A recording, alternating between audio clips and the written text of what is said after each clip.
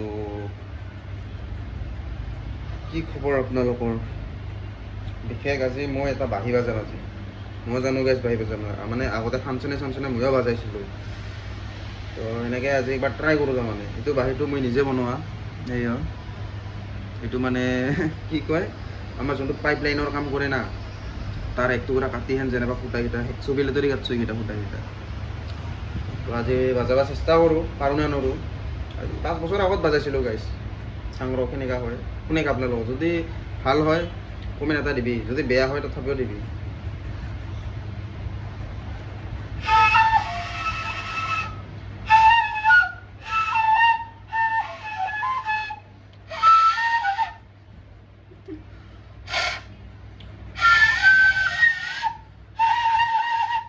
তো গাইছ কেনে লাগছে?